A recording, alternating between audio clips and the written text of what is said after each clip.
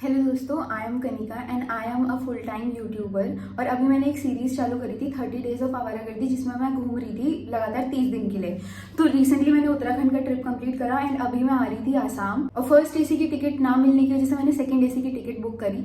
मैंने सोचा first AC second AC दोनों में सेफ्टी तो होती ही है एंड मैंने बुक करी थी दिल्ली से कामाख्या रेलवे स्टेशन, जो कि गुवाहाटी में है, ब्रह्मपुत्र मेल, जो कि चलती है 11:40 के अराउंड। वो चलना स्टार्ट हो गई थी दिल्ली से।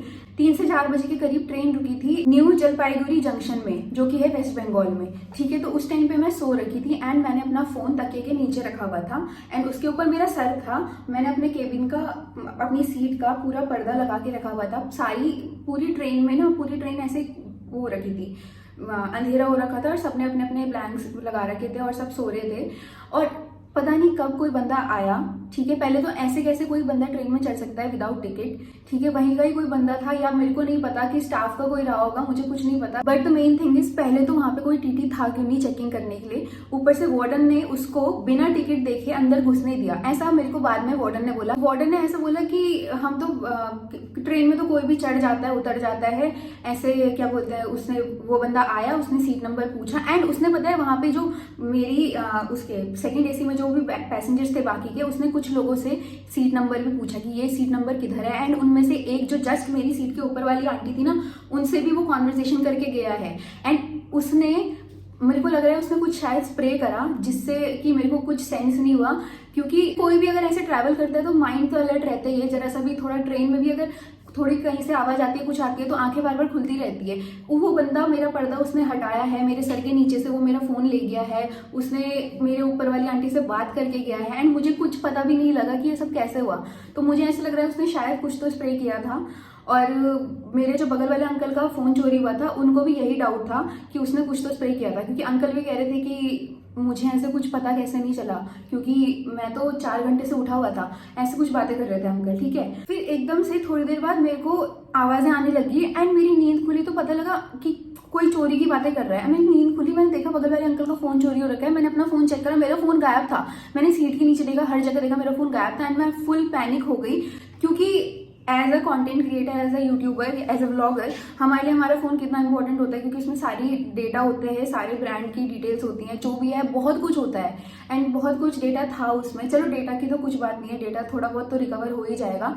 बट उसने जो कुछ स्प्रे करा एंड मेरे को ऐसा हुआ कि भाई कुछ भी हो सकता था। वो तो मेरे पास एक स्पेयर फोन था जो कि मैं हमेशा अपने साथ रखती हूँ, वरना मैं कहाँ जाती, मैं क्या करती, मैं क्या होता मेरे साथ। मेरे को बहुत ज्यादा पैनिक हो गई मैं। भाई कौन कैसे नहीं सोचेगा इतना कुछ।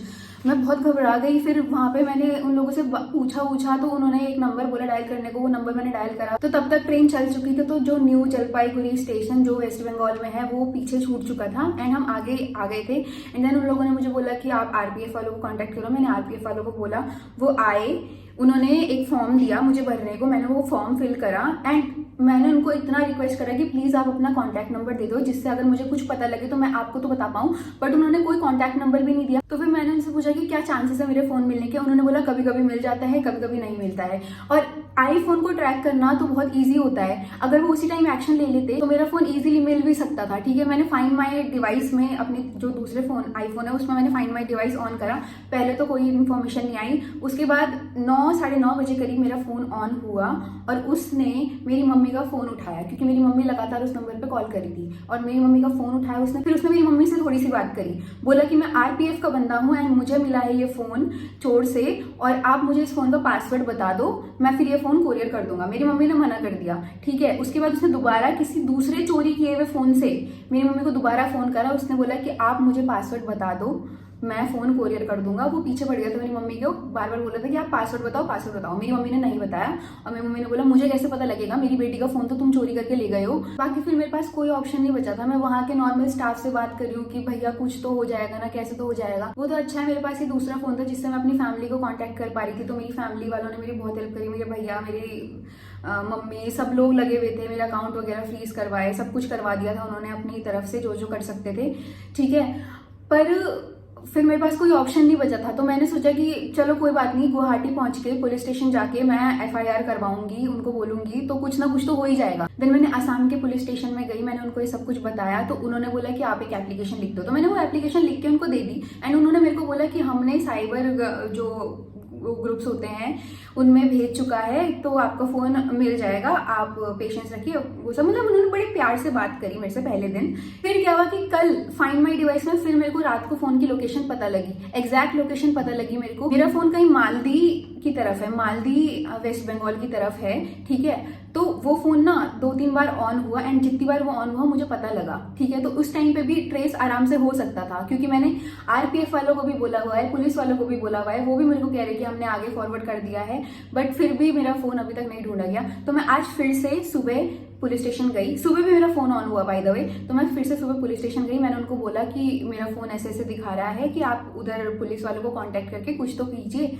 तो वो बोलते कि हमारे हाथ पे कुछ नहीं है, आप रेलवे पुलिस में चले जाओ। और ये चीज उन्होंने मेरे को कल नहीं बोली, वो मेरे को आज बोलते कि हम कुछ नहीं कर सकते, हमारे हाथ में नहीं है, आप रेलवे पुलिस में जाओ। फिर वहां पे वो तो बाय लक मेरे को वहाँ पे एक भैया पहचान गए, उन्होंने कहा आप यूट्यूबर हो, एंड देन उन्होंने मेरी बहुत हेल्प करी, वो ही मेरे को मेन रेलवे पुलिस स्टेशन ले गए एंड देन उनके थ्रू, उनकी वजह से मेरी एफआईआर फाइनली रजिस्टर हुई। एंड अभी भी वो फोन बार बार ऑन हो रहा है। सॉरी, वो मालदी नहीं मालदा है, मालदा वेस्ट बंगाल, जो कि शिक्षा शिशु केंद्र के करीब दिखा रहा है कहीं पे मेरी फोन की लोकेशन। वो वहीं पे वो बंदा घूमे जा रहा है मेरा फोन लेके। फिर भी अभी तक किसी की साइड से भी कोई सपोर्ट नहीं मिल रहा है, क्योंकि अभी तक अगर वो घूम रहा है, वो बार बार फोन ऑन हो रहा है, तो कैसे ट्रेस नहीं हो सकता अभी तक। बाकी जो इंसिडेंट मेरे साथ हुआ, अगर उसने कुछ स्प्रे करा, अगर वो कुछ और कर देता, तो मैं तो यही सोच के ट्रैवल कर रही थी ना, और मेरी फैमिली वाले भी यही सोच के मेरे को भेजा कि भाई ठीक है, सेकेंड एसी में जा रही है बेटी, सेफली पहुंचेगी, कुछ नहीं होगा। मैं इतना डर गई थी क्योंकि मैंने सोचा चलो ठीक है, वो फोन ले गया, अच्छा हुआ मेरे पास पहले तो दूसरा फोन था, ऊपर से अगर वो कुछ और कर देता, तो अगर उसने मेरे को स्प्रे करके मेरे को बेहोश कर दिया, जो भी करके उसने मेरे तकिए के नीचे हाथ डाल के फोन ले गया है, तो ऐसे वो मेरे को उठा के भी तो लेके जा सकता था, कुछ भी हो सकता था भाई, इतना रिस्की। एंड कोई चेकिंग करने वाला वहां पे है नहीं। तो मैं जानना चाहती हूँ उस टाइम पे टीटी किधर थे एंड वार्डन ने टिकट चेक क्यों नहीं करा, या तो मेरे को लग रहा है ये लोग सब मिले हुए हैं, मुझे कुछ नहीं पता, मेरा दिमाग अभी खराब हो चुका है, मैं कुछ भी सोचती हूँ, बट कुछ भी हो सकता है, तो मेरे को कुछ नहीं पता है।